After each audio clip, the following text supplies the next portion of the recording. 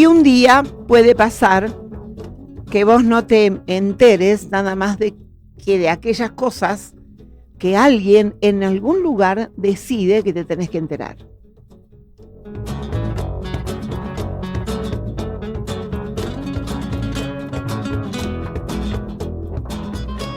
Y un día puede ser que vuelvan a aparecer palabras prohibidas, letras prohibidas, matemáticas prohibidas, pensamiento, ideas prohibidas.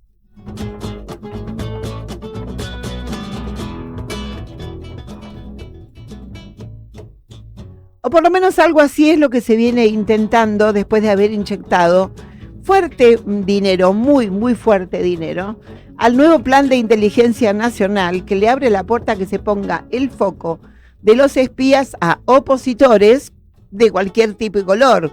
Opositor puedo ser, bueno, de hecho yo soy opositora, pero independientemente de que yo me identifico con la palabra, opositor puede ser cualquier persona que piense un cachito distinto de algunas de las cosas, porque fíjate que uno de los párrafos más interesantes de ese plan de inteligencia nacional que se llama PIN es que también serán recabada información y armados archivos acerca de aquellos que busquen erosionar la confianza de la opinión pública sobre los funcionarios. O sea, desde ya les voy diciendo que este editorial y este programa se llama Mi misión, erosionar.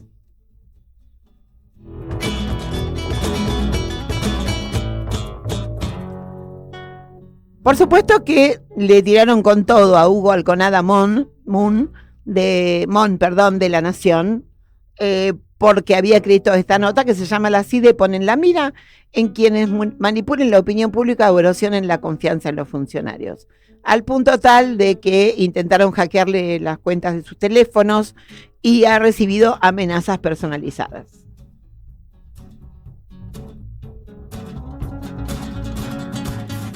Este documento lo llevó a cabo Sergio Neifter, que es quien está en este momento en la cúpula de la CIDE.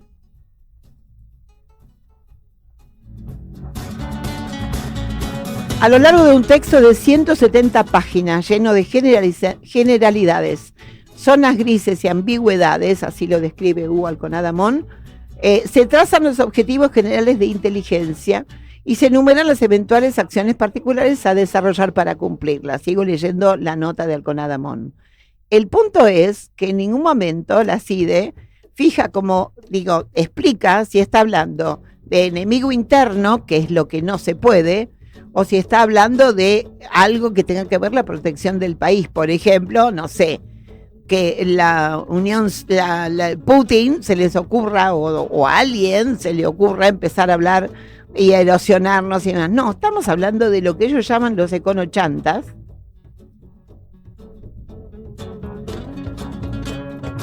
Estamos hablando de lo que él llama los ensobrados.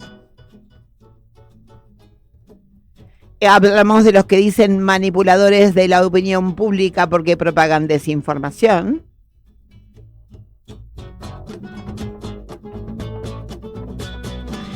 Hay casos de inteligencia externa, eventuales acciones de inteligencia externa como las que cuenta Alconada. Rusia desarrolló para influir en los resultados electorales en Estados Unidos, Francia, Rumania y otros países, pero estamos hablando de fake news.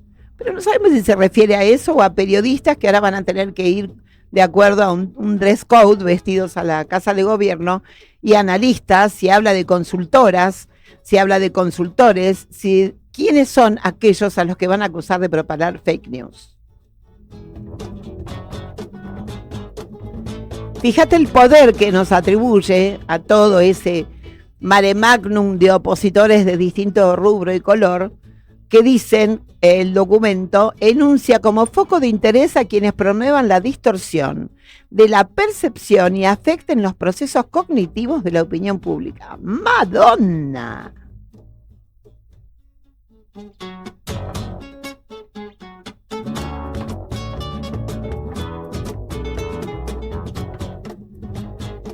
No se mete solamente con las personas y sus ideas y sus pensamientos. Darín, por ejemplo, con el temita de las empanadas caras, por ejemplo, sería un opositor que distorsionó la opinión pública porque hace 48 horas que no hablan de otra cosa. Sino también como prioridad velar por los recursos naturales estratégicos, con lo cual no podés decir lo que pasa en Tierra del Fuego, lucha contra el narcotráfico, con lo cual, digo, no te podés meter con un montón de otras cositas, el terrorismo, incluida la raigambre anarquista, el escenario antártico, las Malvinas, las otras islas del Atlántico Sur, las tecnologías de frontera, y por ejemplo, en el rubro de tecnología no podrías hablar del proceso que se está llevando a cabo, que se debería llevar a cabo si estuviéramos en un país con justicia, acerca de Libre, el negocito que se mandó el presidente de la Nación.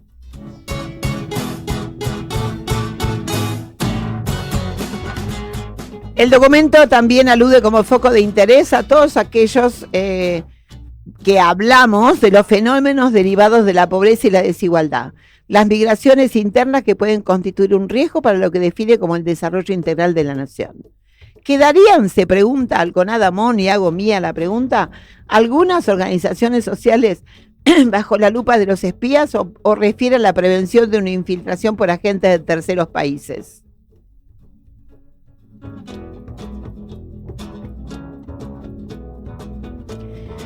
Mientras esto ocurre y el presidente con su habitual maniobra de distracción nos hace estar hablando todo el fin de semana, todo el 25 de mayo, de cómo le hizo un oso a Macri, de cómo nos saludó a Victoria Villarruel, y entonces la humildad del obispo queda ahí, entremezclado, y no se habla tanto de eso, ni hay extensas columnas sobre el tema.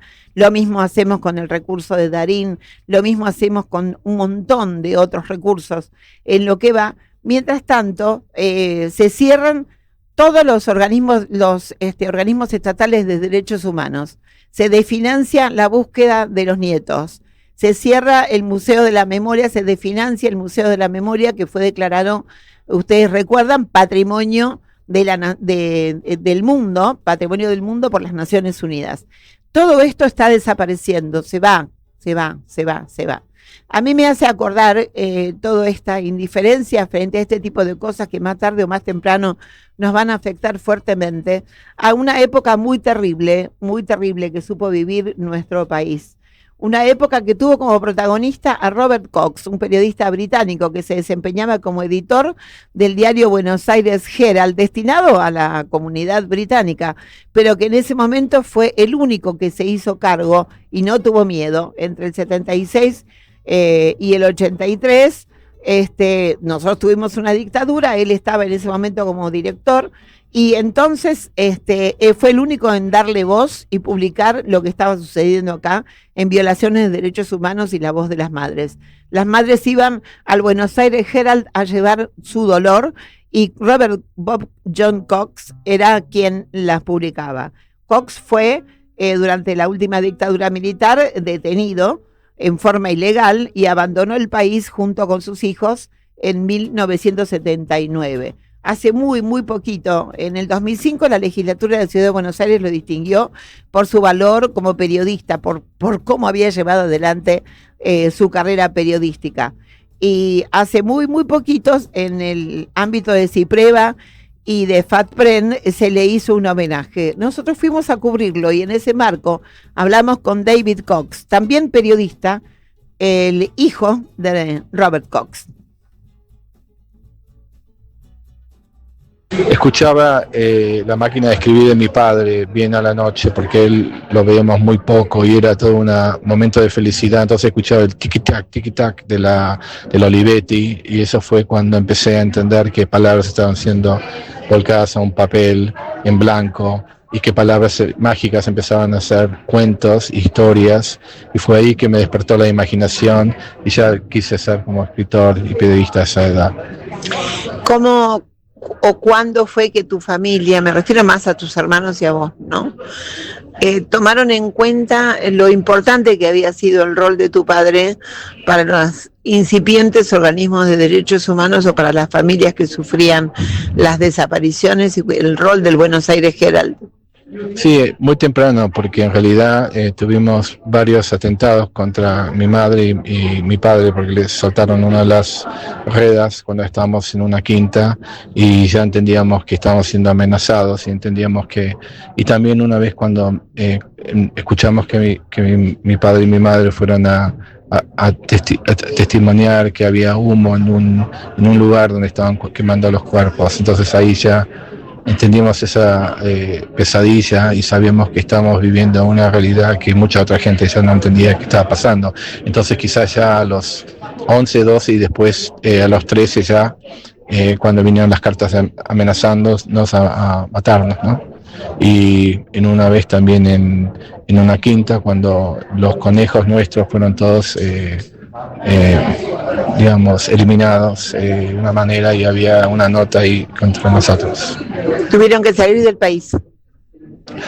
Tuvimos que salir del país porque la última carta que llegó a mi hermano, dirigido hacia él, decía que si no salíamos nos iban a asesinar y tuvimos que escaparnos de una manera rápido por abajo mi madre nos dijo que vayamos abajo del asiento para hacer como si no estábamos yendo del país, pero estamos ya planeando para irnos porque ya venía la amenaza, ya era directa contra nosotros.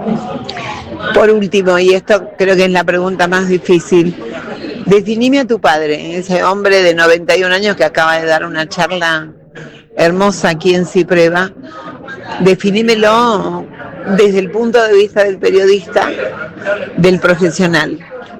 Del profesional, un hombre que cree en la verdad, en la honestidad y la decencia, y una persona muy humilde, básicamente que siempre creyó en ayudar a las personas, ¿no? Siempre fue así. No tiene ni una gota de maldad y es una persona muy honesta y muy humilde. Eso creo que es la forma más sencilla de decirlo. Es una persona que cree en decir todo lo que hay que decir en su momento, ¿no? Muchísimas gracias, David Cox.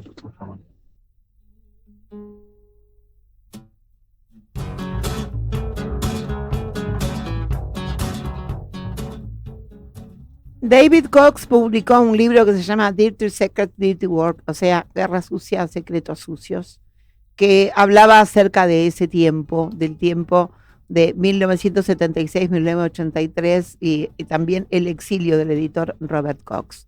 En español, en España lo publicaron en honor a la verdad, Memorias desde el exilio de Robert Cox, pero acá en Argentina en 2010 se llamó Guerra Sucia, Secretos Sucios. También se hicieron muchísimos documentales y demás. Hago mía El miedo y la duda de Robert Cox con sus 91 años. Y decía: cuando vine para acá de visita a Buenos Aires, que la siento mía, que es como parte de mía, de mi corazón y de mi vida, sentí una extraña sensación cuando empecé a recorrer sus calles, las calles donde no puedo entender qué votó aquella Argentina que yo conocí y que supo salir de la oscuridad. Qué votó y qué miedo me da que esos tiempos vuelvan.